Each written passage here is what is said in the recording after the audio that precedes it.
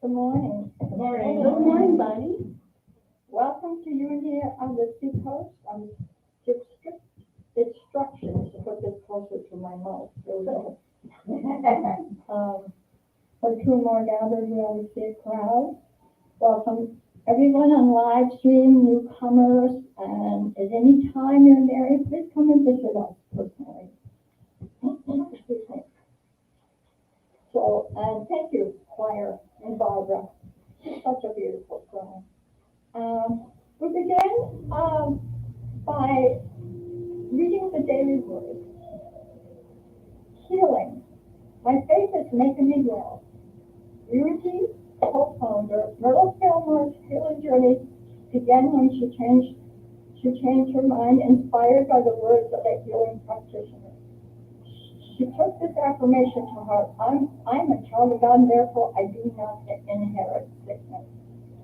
After 2 years of persistent, health-affirming meditation, prayer, and practice, Myrtle was healed. Her faith made her well. Myrtle Fillmore lived joyously and vigorously for many years. I take inspiration from this story. I too am a living expression of God. I feel my body's quickened response as I claim my inheritance of divine love, vibrantly active in every cell.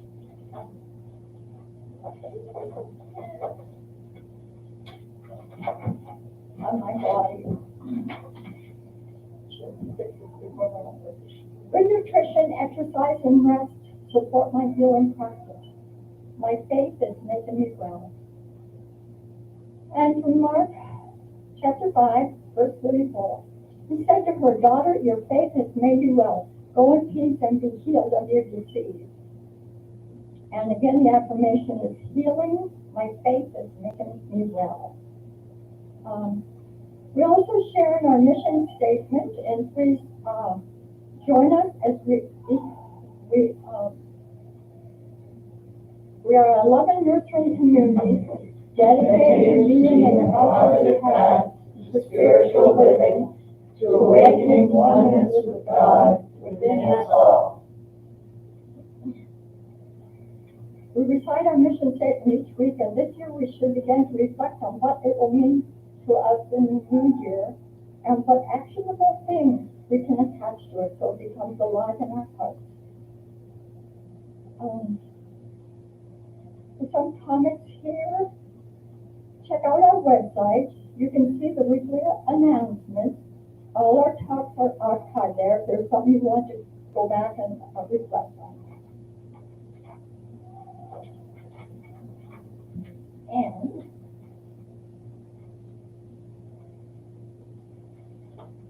we also have on the website a donate button if you're called to. And there's an app there called Tidely. Whatever your heart chooses you to give, if you want to, that you can go right to that app. If you feel called to send a check instead, you may send it to University Post, McConnell Center, Suite 246, 61 Locust Street, and that's over New Hampshire.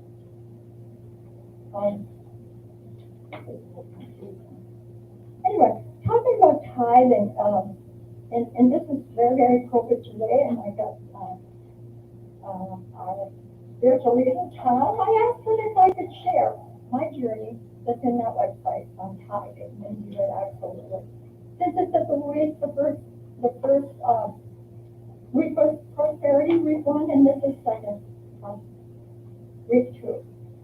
And this is my journey on prosperity. You know, when I was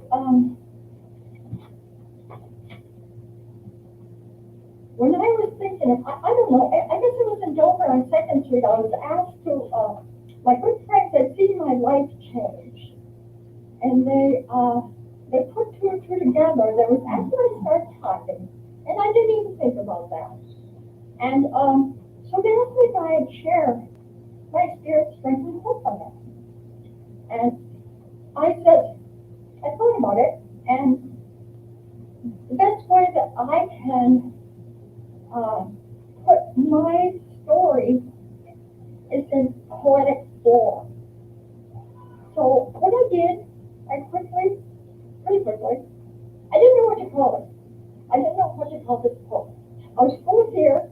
I was still thinking about it because I had a mortgage to pay. And just to let you know, tithing isn't about have to, it's want to. And so this is what I put together. I woke up one morning full of fear once again. I had a mortgage that was due. I was suffering with a tick-borne illness, and then I came down with the flu. And my church, so many shared of themselves how prosperous they had begun by only giving 10%. I definitely needed some. I kept listening every Sunday. There was never a mention of unjust. I couldn't figure out how they would have more. It was time for me to just trust. There was a 14th class coming up, and I knew I was good at contracts. My promise to God was 10%, and I wanted to trust all of that. My furnace broke down, and I was sick. I didn't know what to do because I had no return on my 10%. And again, I came down with the flu. I used a large part of money for Home Natural. I was feeling ill every day. I had no energy left to worry. Trusting God would show me the way. A card with a check started coming in the mail from someone very dear. They said their hearts had told them to tithe to me, and they had no fear. The next day when I went to work, I shared with someone there. My furnace had gone out in the middle of the night. I was freezing and was quite scared. Now I had to borrow money from my mother, which was hard.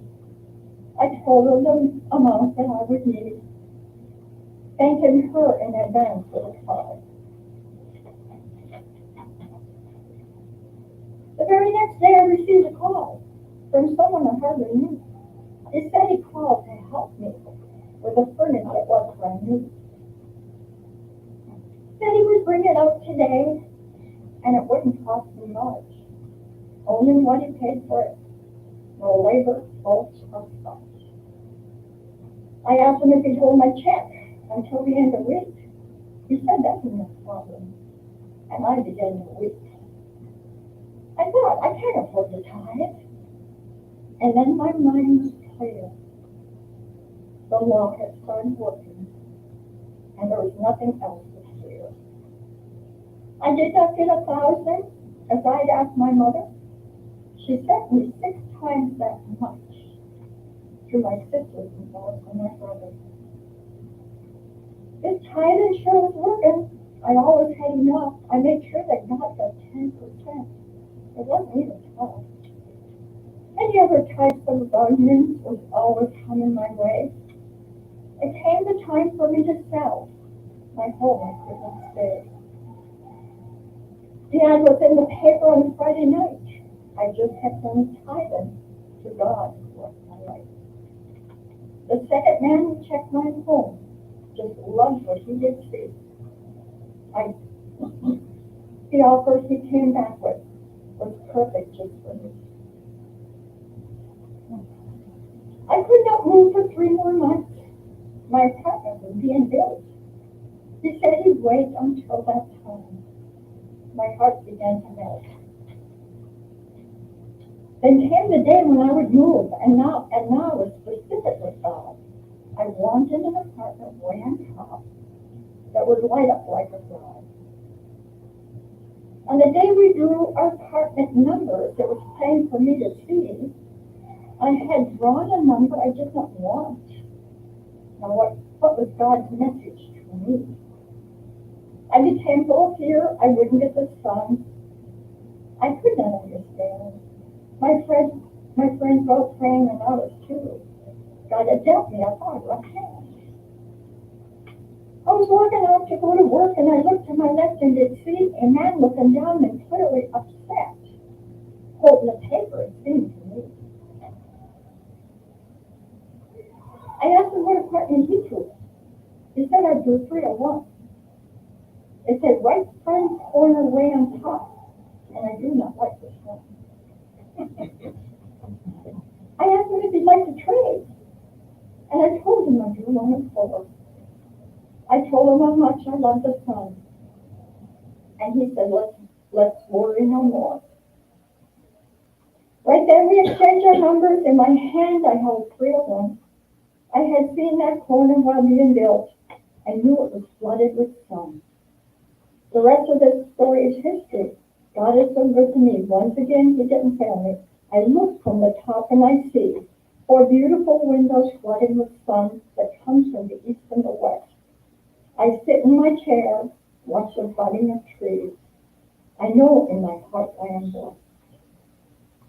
I needed to be quiet so I wouldn't disturb the man who lived under me. And many times it was very hard. I met him. He was deaf as could be.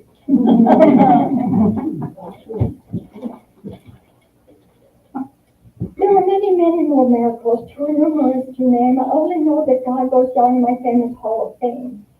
I feed the hungry, I tithe to God. It makes a happy heart. I never even think of it. For me, that wouldn't be smart. The law for me is tithing. It gives me peace within. All I know is when I give, God gives me back times 10. Thank you.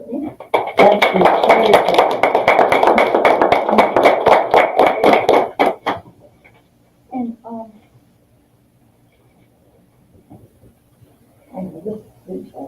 okay, so we said I should take them.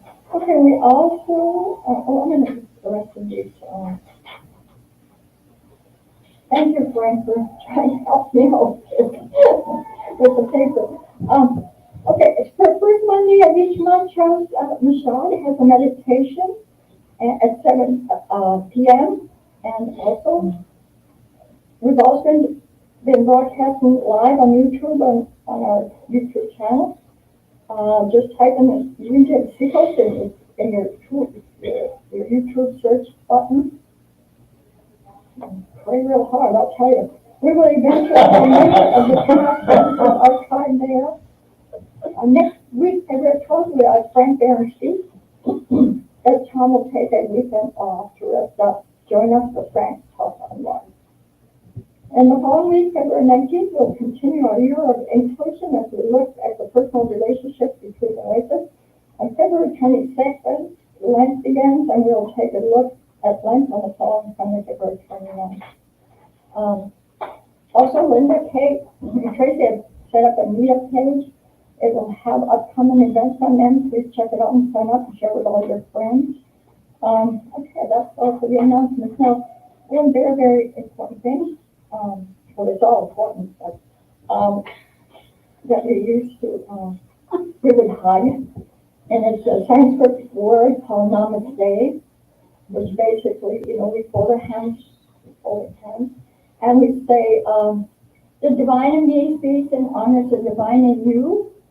The Christ in me sees and honors the Christ in you. I see you and I honor you. Namaste. Namaste. Okay, now we'll be honored again from Barbara McGuire.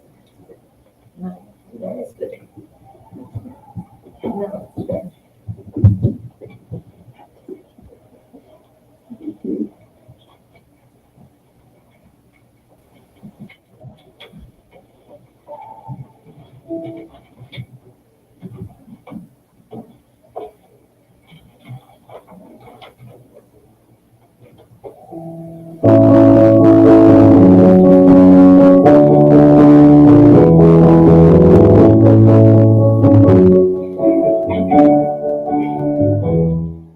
Relax, let go, release and surrender. Relax, let go, release and surrender. Relax, let go, release and surrender. All is well, all is well. Relax, let go, release and surrender. Relax, let go, release and surrender. Relax, let go, release and surrender. All is well, all is well.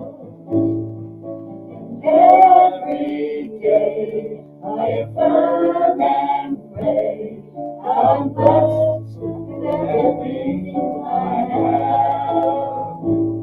I release my fear, 'cause it's all so clear. I am held, I am loved, I am safe. I relax, let go, release and surrender. I relax, let go, release and surrender. I relax, let go, release and surrender. All is well, all is well. And now I see what my life can be when I trust in the process and the faith. And now I know when I just let go that I have all that I ever need. I relax, let go, release and surrender. I relax, let go, release and surrender. I relax, let go, release and surrender. All is well, all is well. I relax, let go, release and surrender. I relax, let go, release and surrender. I relax, let go, release and surrender. All is well, all is well.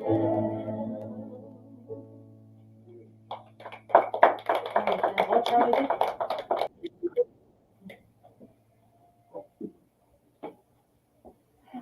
My favorite part to introduce our spiritual leader, Tom Shinewood.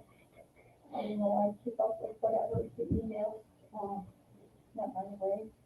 you know, and you know, the difficult times we've been having the last 2 weeks, and definitely that those one put out footprints, one set of footprints in the sand this last week. And I will tell you, I'm so grateful for this man, you know, Joel. Just want to warmly welcome spiritual leader Tom Chandler.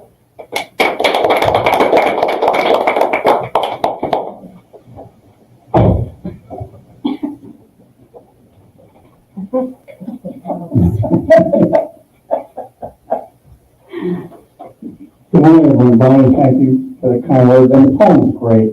Folks, if you look at our website, you'll see some wonderful writings there from Lynn Richard and Frank Barron. It's a great site. It's worth going to. And Linda, I just noticed you did it again. And it looks wonderful. Thank you so much. It takes every one of us to make this church work. And I talk about it a lot, but I'm so thankful for that. It means the mission is ours. And I love that. And your music, George, is great. Like church on Happy Days. So last week we covered tithing, which leaves us this week with goal setting, forgiveness, and divine purpose. And these three I just love because these are more than prosperity. These you can use at any time. You build your life with these three principles. You can apply these always to create the life that you want. And we'll begin with goal setting.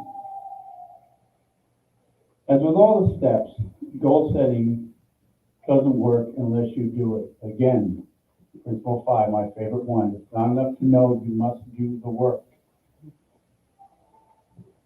But it's hard and very uncomfortable for people to goal set because sometimes they rationalize their desires away. First, you need to be specific when goal setting. The universe isn't going to read where your mind has set its intention.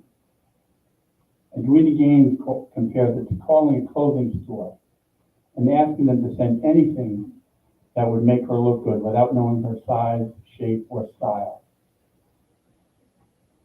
But again, it can be hard for people to do this.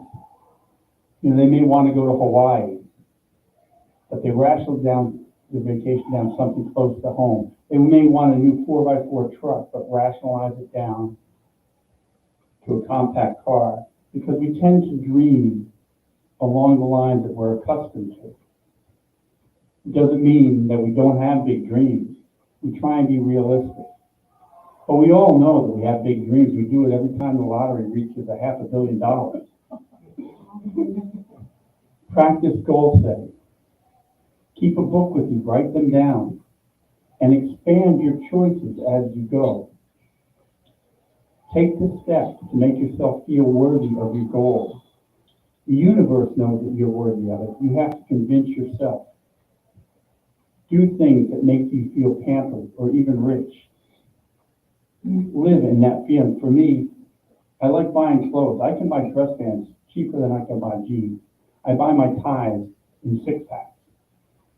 But it doesn't matter. It makes me feel good. At my son's wedding, I had the least expensive suit of anybody. But it had its own style, so people noticed. It doesn't have to be rich. For some people, it's ordering a snack or a meal, or playing opera while taking a hot bath. Go to a local show, or do things, anything that teaches yourself your own value, your real value. Do things that make you feel rich. So when you have a goal, you feel worth it. And you tell the universe you're ready for your goal. For Edwene Gaines, it was eating almonds poolside. To her, that was being rich. But it worked. None of it has to be expensive. Just treat yourself as if you're the most important person in the world. Because each of you are. Then as you start your goals, be specific. Too often we leave life to randomness. We don't plan on our goals. We don't plan our daily happiness. We take what comes along. We take what wanders down the road. And then we react to it. Many of us get out of bed each morning and say, let's see what the world has to offer me today. But in a world of unlimited possibilities, why would we settle for what drifts into our life? It's crazy to do that when that which you desire is trying to get to you. And for example, I've been dissatisfied with my primary care doctor the past few months. She didn't understand my needs and the life that I intend to live. So one of my goals is to find a doctor that can relate to me and I to her. Well, last week I had an appointment. My doctor was out on maternity leave. And a new doctor was covering her. And she sat there. She listened to all I had to say. And we chatted. We got along really great. And then she said she was trained in a dialysis unit, studying peritoneal and hemodialysis. The universe is aligning me up with your desires and your goals. She now is my primary care doctor. Years ago, I told you this story before, when I set the goal of holding Casey's hand, I pictured her hand in mine at a theater. Didn't know the theater, but I just pictured that hand. Years later, we went to the Rochester Opera House. And as I looked down at her hand, everything fell in line. That was exactly what I pictured. I looked around and saw the whole opera house that I had pictured in my vision years before. Things are trying to get your attention to get to you. When you have a goal, you also must do the things that bring your goal to fruition. Do the work. If it's a new truck, then go look at the new truck. Feel it until you can identify it. If it's a new ring, picture that ring. Go try it on. Put it on your computer screen. Same with your new car or your new whatever you want, your vacation. Put it as a backdrop on your screen. Get so used to seeing it that you identify it as yours. So you get the feeling that it is already yours. And when you can, step out of your comfort zone.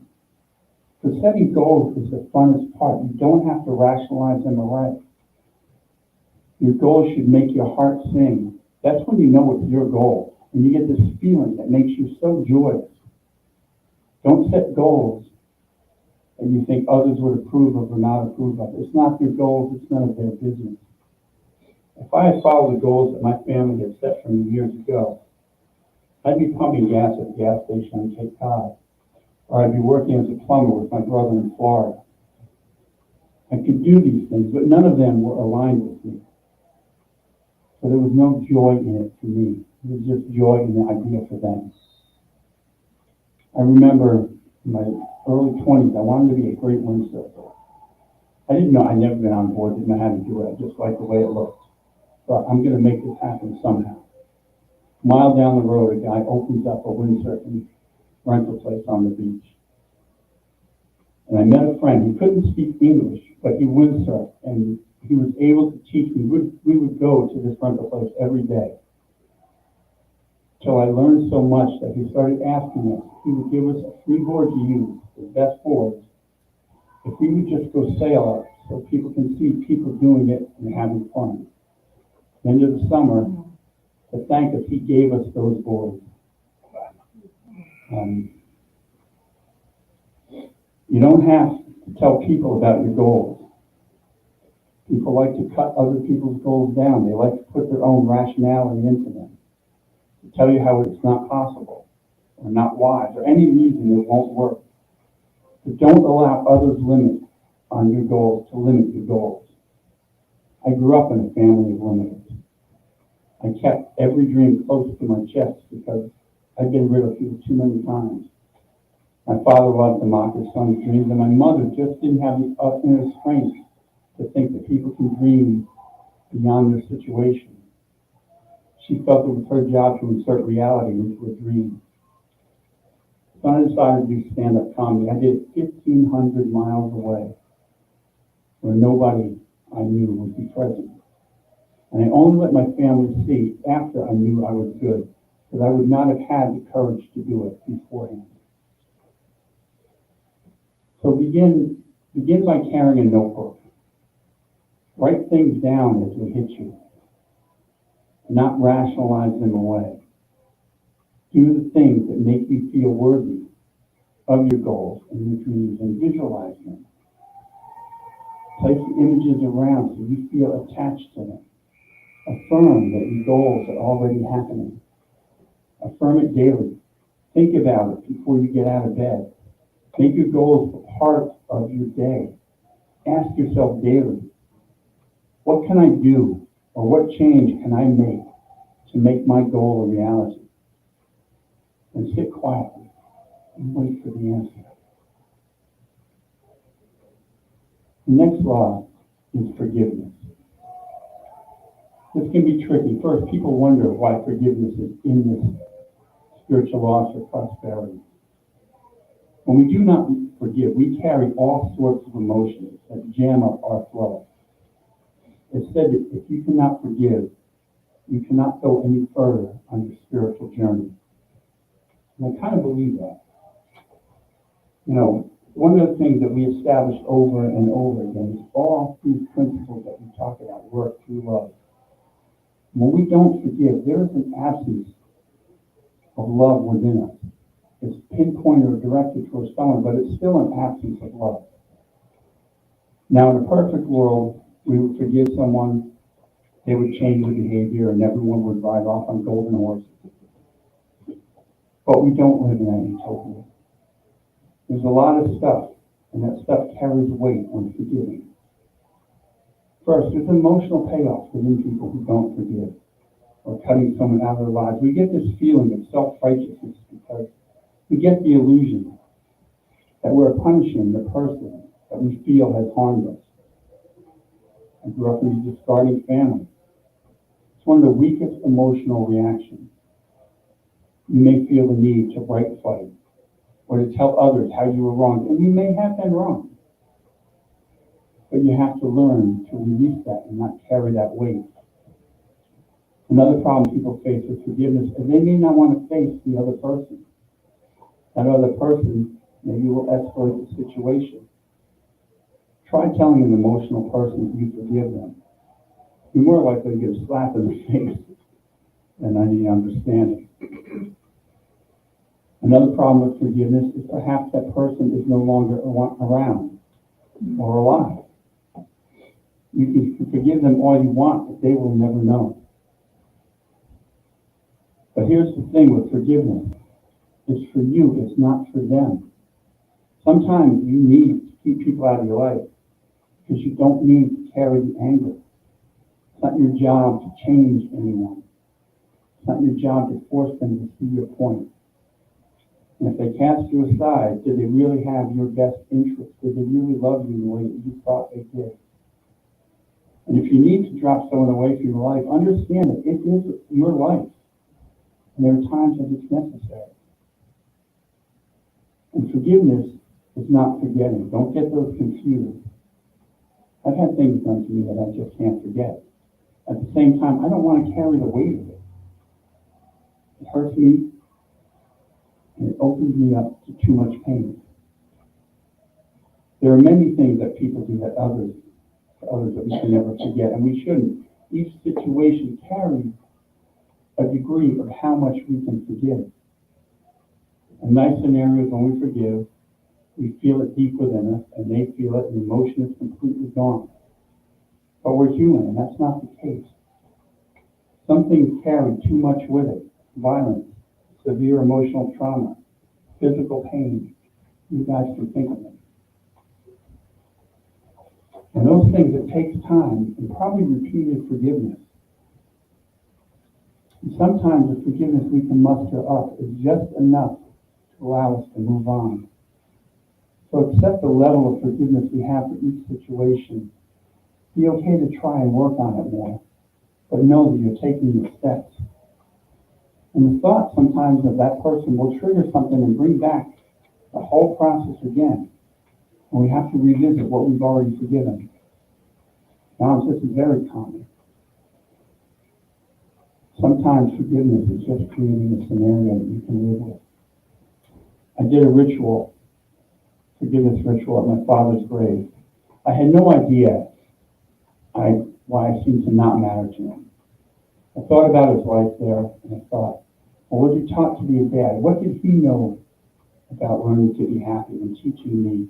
Did he have the skills of love that I needed? And I came to the conclusion that I had no answer. He was doing the best he could. Perhaps he had no guidance as being a parent. This seemed to work for me, and I was able to forgive him. But the truth is, I don't know about his life. Maybe those things are true. Maybe he just did not like me. I will never know, so I had to attach this story to him so that I can live with it. It allows me to enter into a compassionate space and forgive. And when you enter a compassionate space to forgive, you're able to set down the weight that you carried over an issue. You're able to step back into the flow. That's what forgiveness is. It's refusing to allow emotions to hold power over you. It's not carrying a weight anymore because it's not yours to carry. It's us restoring us to the open flow of our spiritual journey. Forgiveness opens us up to the blessings of our life again. It's the same when we need to be forgiven. We do not need to carry that weight either. It doesn't mean forgetting how you treated others, but you must commit to a change of behavior.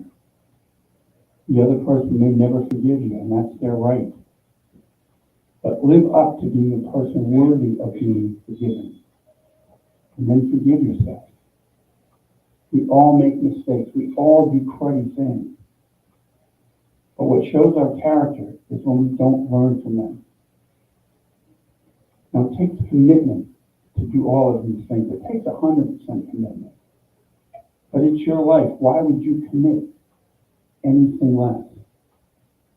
You know some of the steps you don't know at this moment. But we begin nonetheless because we have faith in the process. We know we have no guarantee. Sometimes we will fail. But failure means we just made an attempt. Nothing more, nothing less. And it's nothing to be embarrassed about. I certainly have had failures. I thought my talk last week was the worst one I had ever done. I was so focused on being upright that I couldn't focus on my word. But everyone fails at things. It's part of learning. We get afraid of failure because we feel embarrassed, which is funny because we all fail a lot.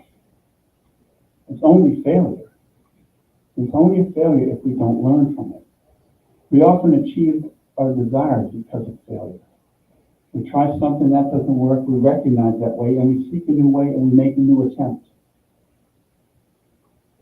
Commitment also takes looking at the signs in our path. Quite often, there is the next step to take. These next steps will present themselves. Edwene Gaines calls them the go signs, or go signals. And when you commit to your desires, you find things are trying to find their way to you. In case you decided to be a realtor, the realtor who showed us our house popped up. And he became her mentor. They still work together. That is a go sign. You know the go signs because they feel right. They feel attached to you. There can be fear, and that's okay. We all have fear, but pay attention to the feeling of attachment to your sign. And just as there are go signs, there are stop signs.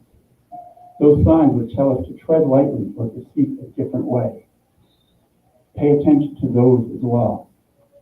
If you see the steps that you're taking will not work, then seek a new way. Don't confuse the stop signs with difficulty. New paths often have a difficulty with them. You may have to do a lot of work on your credit to buy that new truck.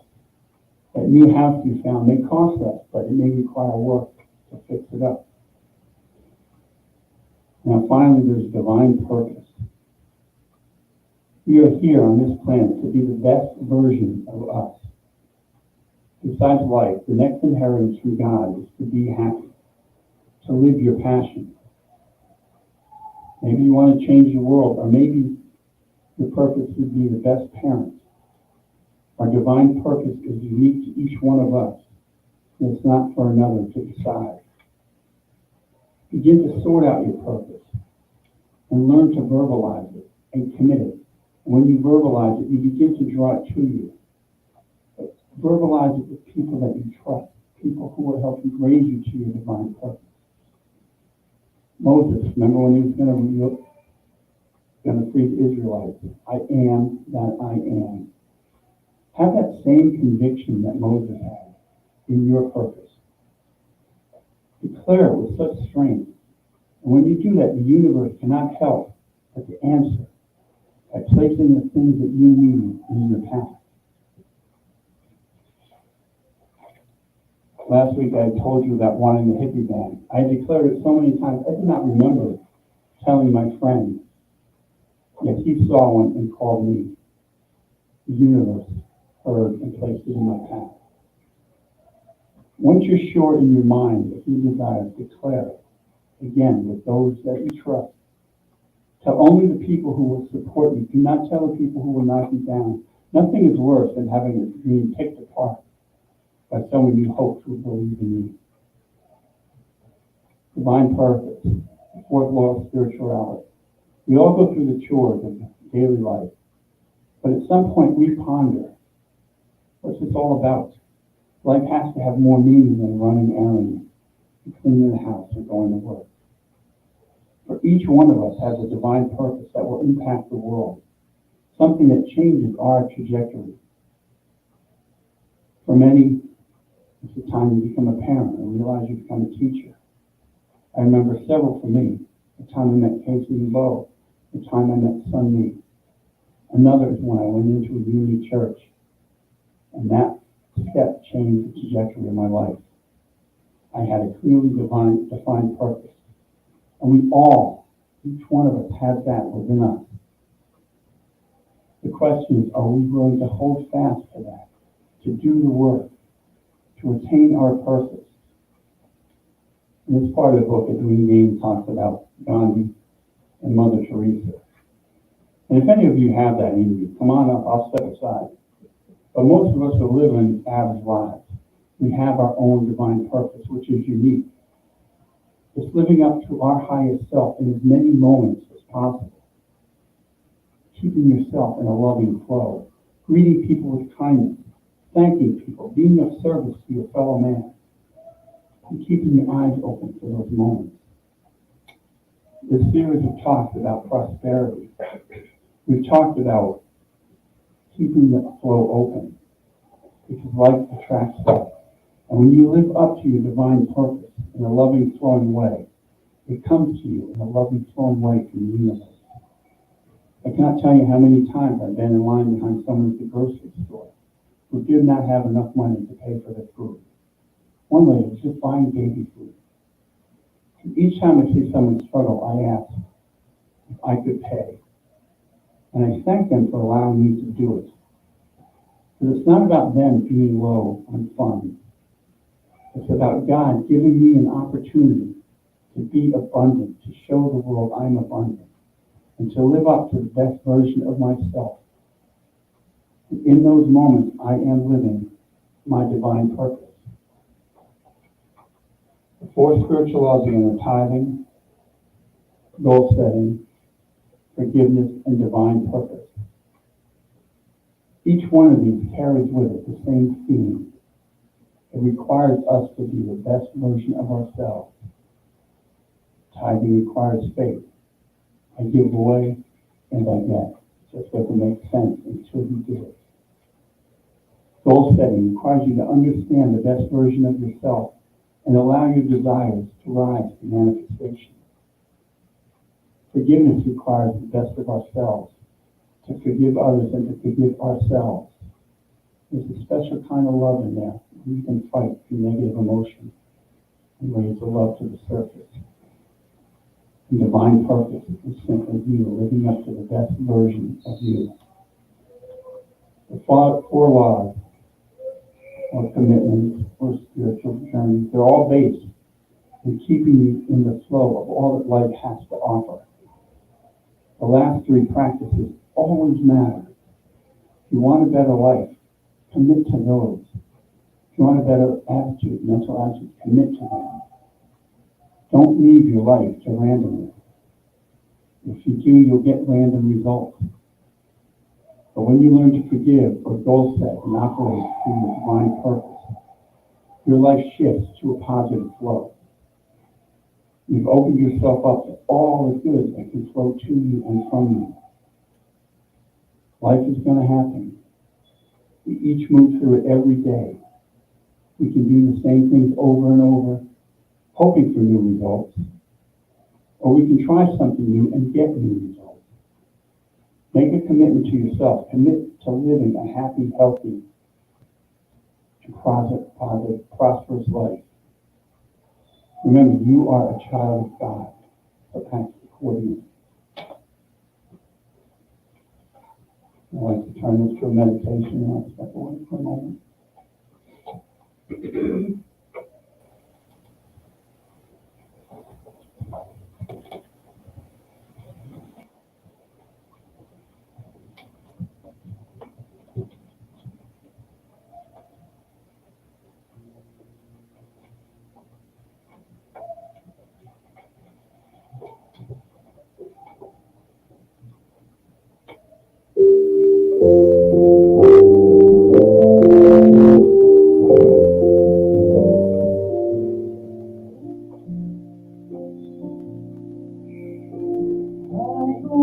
This morning, and I stumbled out of bed. Echoes of a fear I dreamed, ringing in my head. Quickly grabbing pen and paper, I began to write all that I remembered from the prayer I dreamed last night. And it said, thank you, God, for giving me another blessed day. Thank you for the miracles when I have lost my way. Thank you for the right to unlock my own destiny. Oh, thank you for the gifts I have to bring.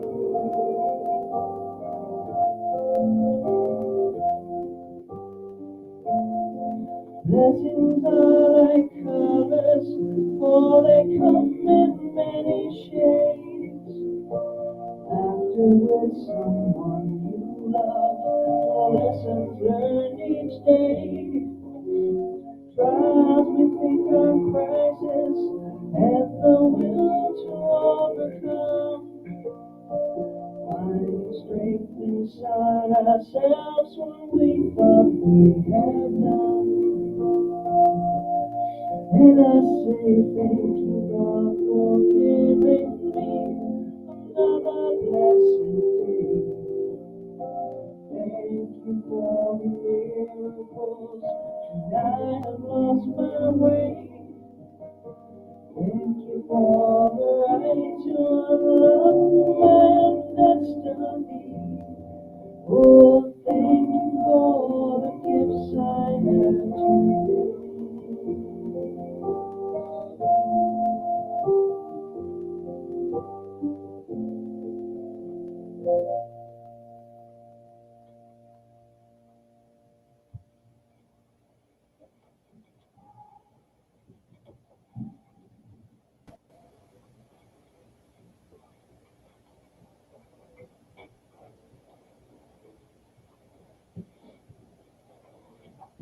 I'm going to ask everyone to get comfortable in your seat.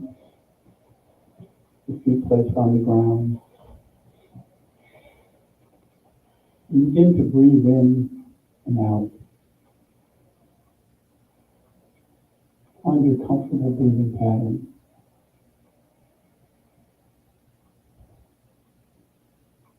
With your eyes closed, you begin to feel the worry. Worry or lies drop away.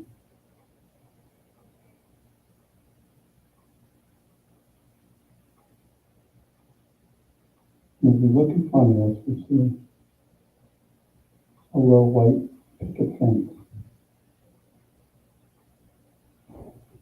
a small gate. We open that gate and we step in. We're entering into our safe place. Only good and love flows.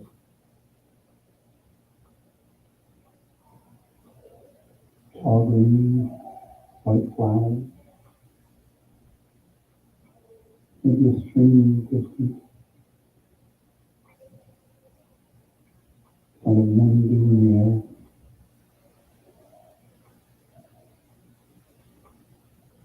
We notice a small path to a clearing.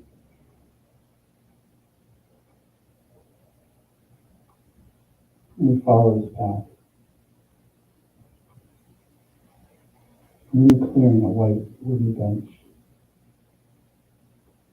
We sit. We notice how well it fits us.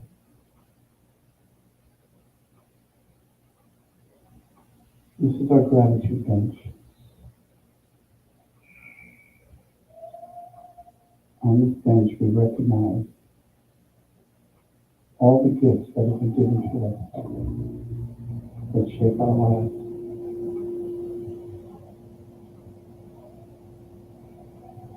We are filled with joy as we think about our lives.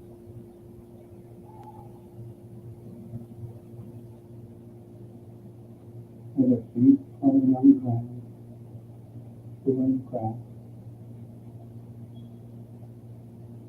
we begin to give thanks. We are thankful for our loved ones, our family,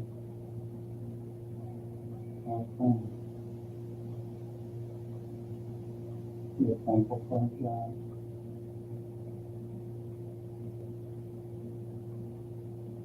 Our clothes, the food that we have.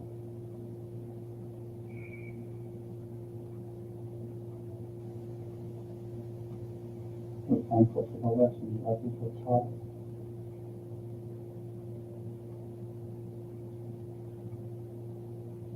For the words of wisdom.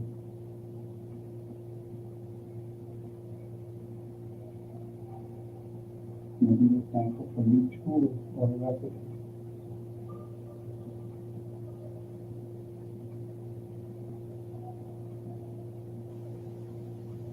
We're thankful for our connection to the world and to others. We're thankful for our connection to God.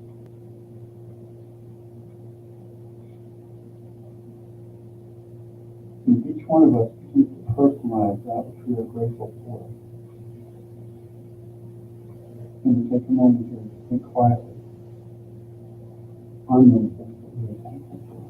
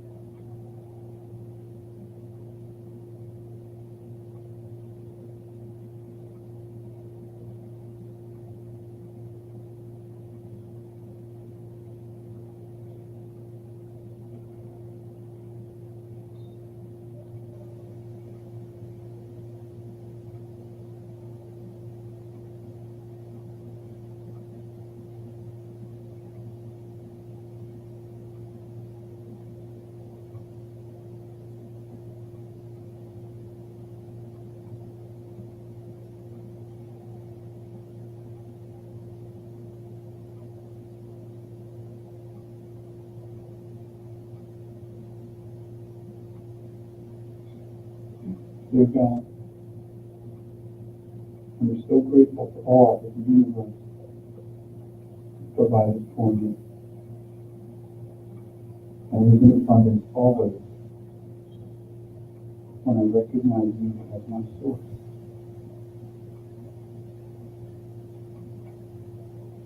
and you care. All I need and all I hope for, placed at my feet.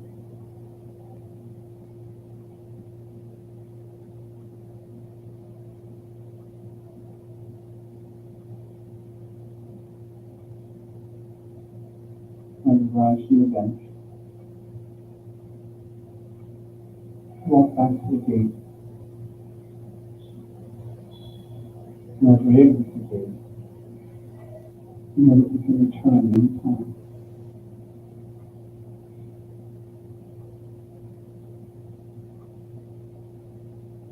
And take this moment to think of others in our world. And we need to pray about. We can offer hope and affirmations of joy, health, happiness. For those at home, if you feel comfortable, write your name or initials in the comment box. It's not just a heart, a prayer, emotion. For those of you, if you feel comfortable stating them out loud, but if not, just keep them in the forefront of your mind.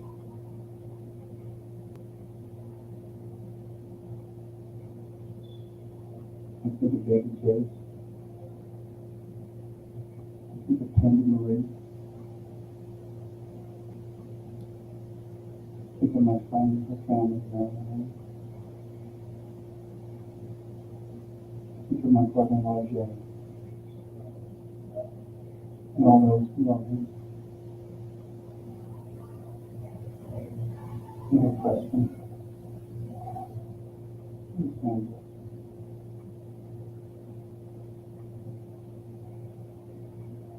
For these people, be holy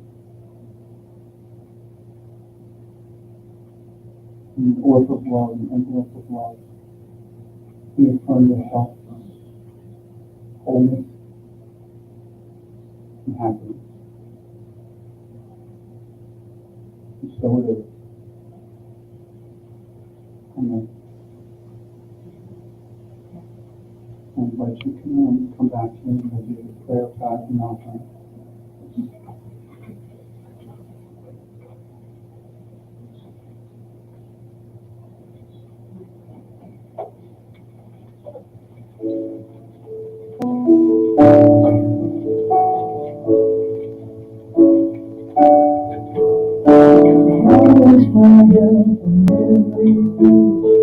God is my every hunger free.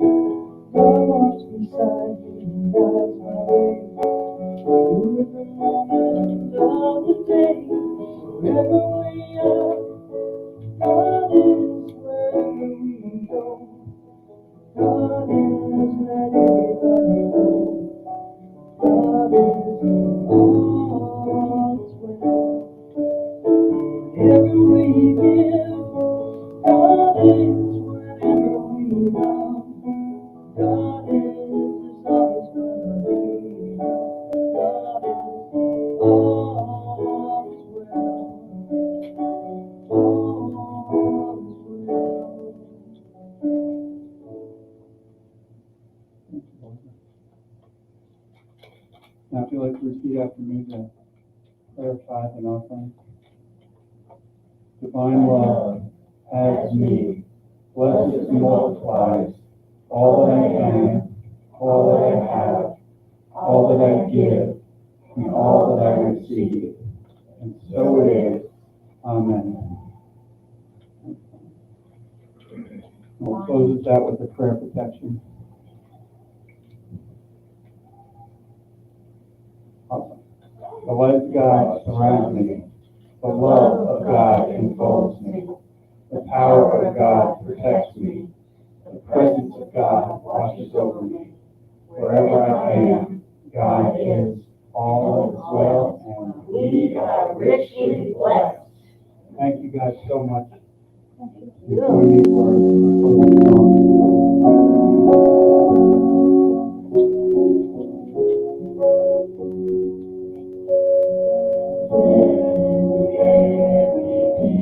song. And let it begin with me.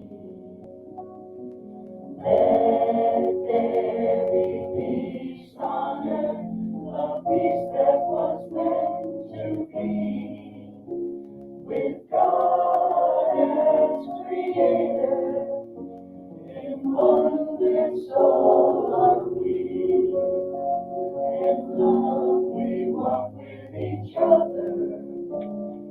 perfect harmony.